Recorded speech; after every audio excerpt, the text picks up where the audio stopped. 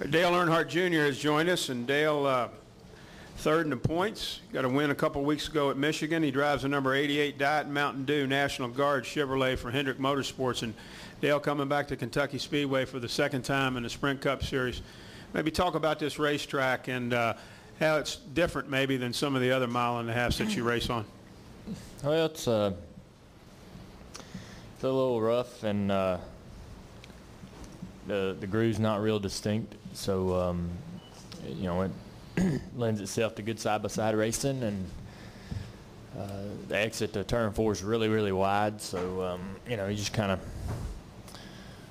of play around and find a groove that works for you. Every time you change tires, you kind of have to be ready to move around a little bit and find where your car's fast, where that set of tires wants to run on the racetrack.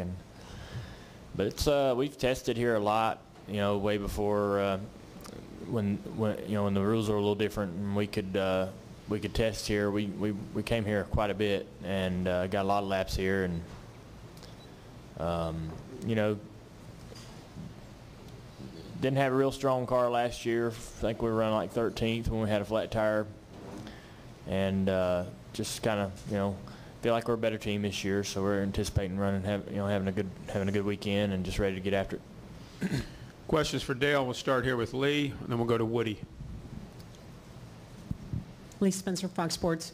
You're probably Matt's best friend in the garage. Can you kind of assess the situation of, I mean, you know how heartbreaking it can be to leave an organization, but then you also know how sometimes you have to take that move. Can you talk a little bit about Matt leaving?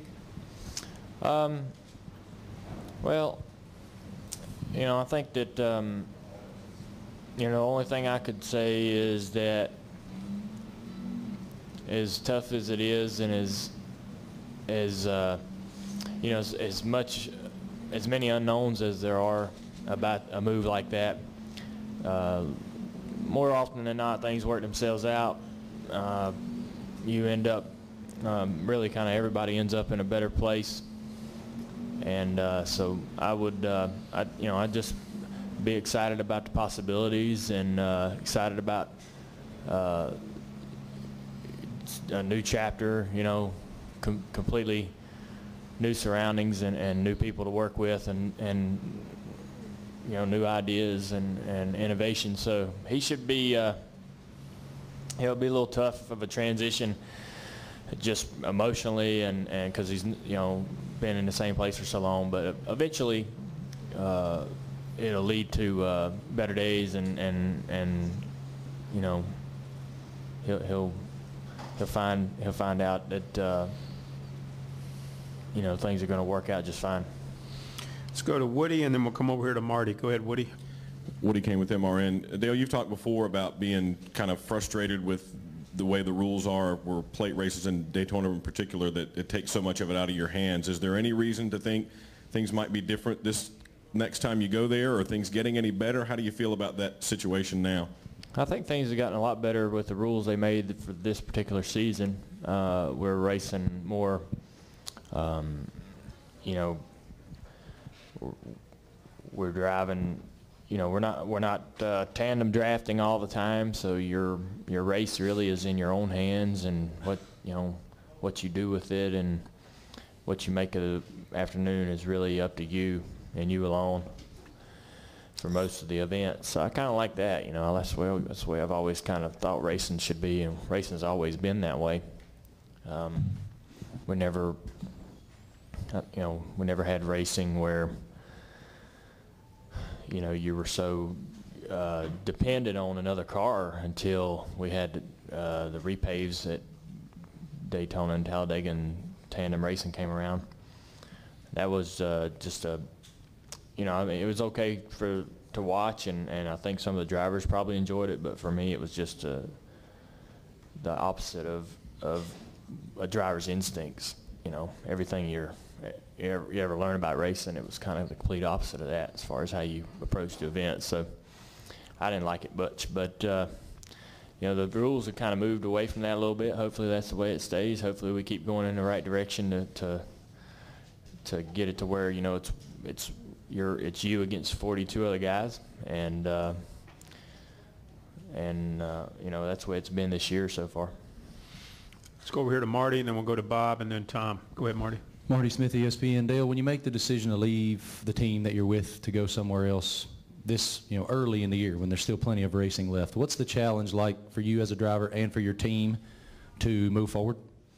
Well, I think it's it just comes down to integrity, and you know, if somebody's low on integrity in that deal, that they'll show themselves, and that'll be unfortunate for whoever that is. But I mean, I wouldn't anticipate that happening. They're a good team, and they'll probably use it in some way to motivate themselves. Matt's a really tough competitor, and I don't see this deterring his ambition and his will at all.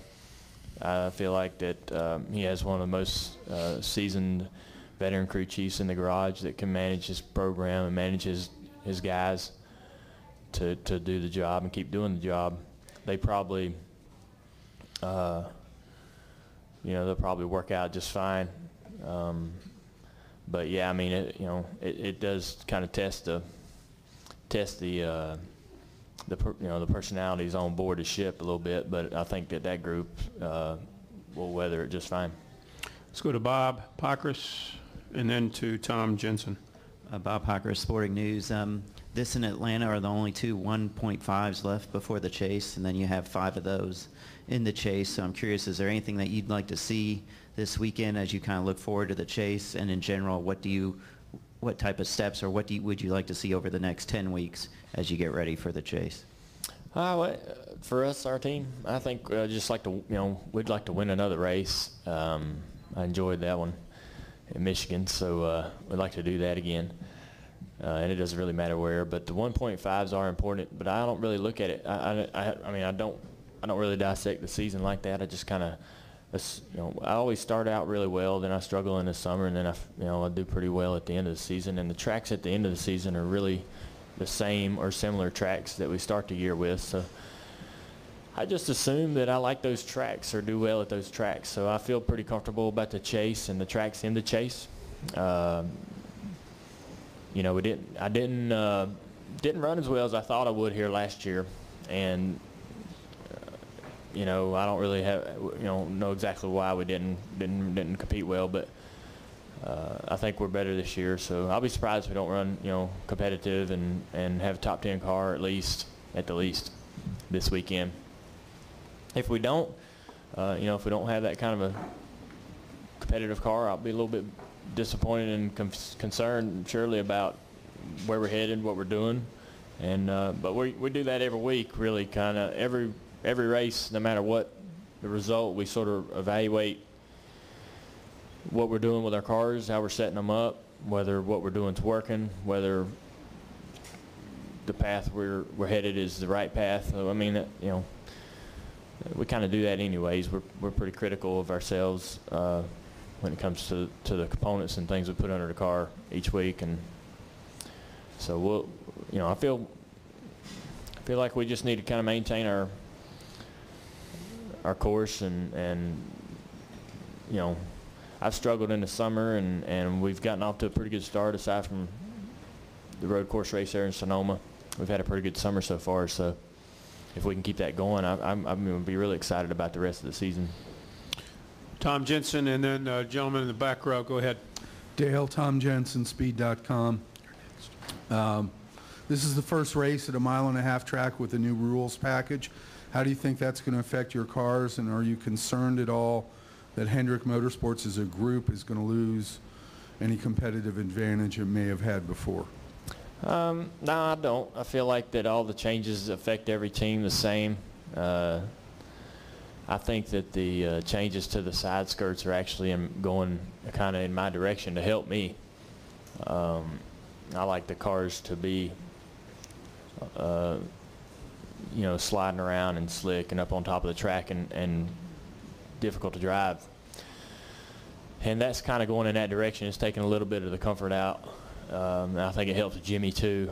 And so as far as our garage, I know a lot about, you know, what Jimmy likes and what we're both kind of leaning towards with setups, and I think those changes are going to won't bother us. I don't think too badly. Hopefully not. But we've already ran for a while with a little bit of that adjustment and seem to have done fine with it. But you know, the rule changes just sort of drive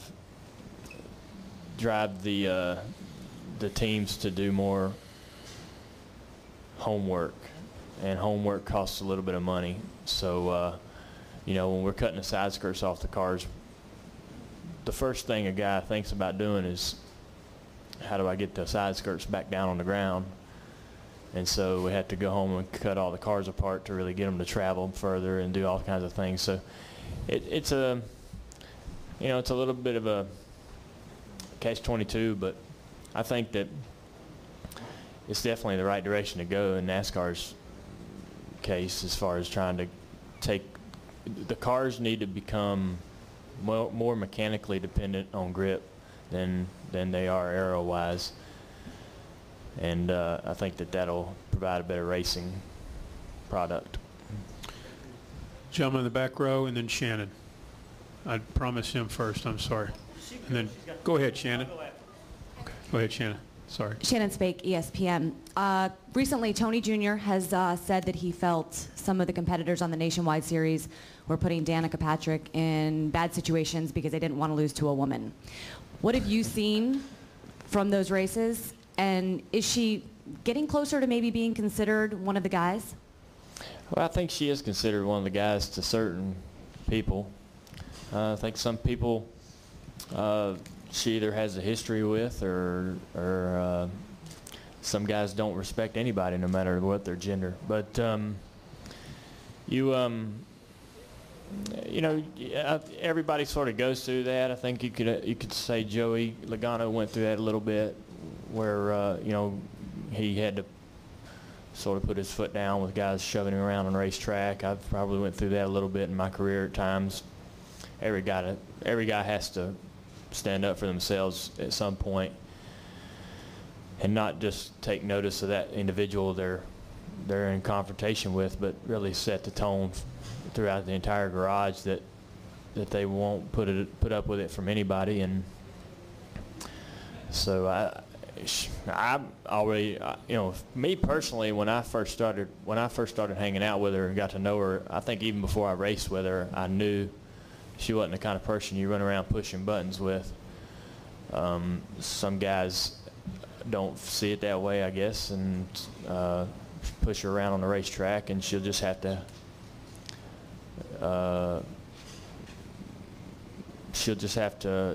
settle that however she wants. And you know, there's ways to do it. I mean, you got to be careful not to put yourself on their level or make yourself look like an idiot, or you know, you just can't go around pushing people back and spinning people into the wall all the time. But you know, there's ways. You know, you can talk to them people one-on-one or whatever you want to do, however you want to handle it. But I think she does a great job. I feel like that her demeanor, you know, just being around her in the garage and talking to her as a racer, her demeanor to me, you know, she doesn't come across to me as a pushover, and I don't see her that way on the racetrack. So I know that she's already, you know, sort of put her foot down a few times with Hornish and a couple guys. So I mean, she's not afraid to do it. I think that last week was unfortunate because Villeneuve doesn't have to worry about racing her this week, or when, you know, for a while anyways. But I told her that she was fast, that you can't be,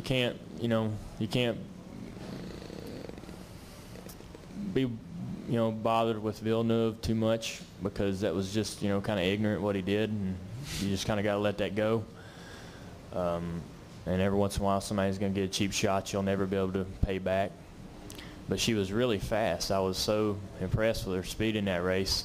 She was running right in the middle of a bunch of ringers that I can't even keep up with on the road courses. So I'm excited to see her when she comes into the Cup circuit and goes to Watkins Glen and places like that, and because I think she could compete on any level at the road courses because of her background. So that was cool to see. We got about 2 minutes left, so we'll just do what we can. Go ahead. Ken Spencer, WHAS 11, Louisville. Dale, you talked a couple weeks ago how over the years you've become a more mature person. In what way do you think maybe that's made you a better race car driver, or has it even come close to making you a better race car driver? I hope I get better. You don't really have a scale or any kind of way to measure. But, I feel like that you always try to become smarter and use your head. I think when you first come into the sport, you just kind of go on guts, and then after a while you start using your brain a little bit more, and that kind of pays off. But I don't know. I think for sure Steve Letart's made me calmer and more productive in the car. He gets more out of me as a driver, brings the best out of me, however you want to say it. But he makes I'm better at completing races, putting together full races, not getting upset with the car, not getting frustrated and sort of botching the whole deal or sabotaging the race, whatever. But he's brought a lot of good things out in me and brought a lot more confidence. I've got a lot more confidence. Confidence is half the battle when you're out there competing. If you don't have any confidence, man, you just can't get anything done. But so I don't know. I felt like you just get smarter. You just get a little more calm and controlled and in control of yourself, and that's if you can do that, you have to battle one, I guess. Jared. Jared Breeze, NASCAR.com. When Matt Kenseth was in here earlier, he said that contrary to popular belief that no mile and a halves are really alike.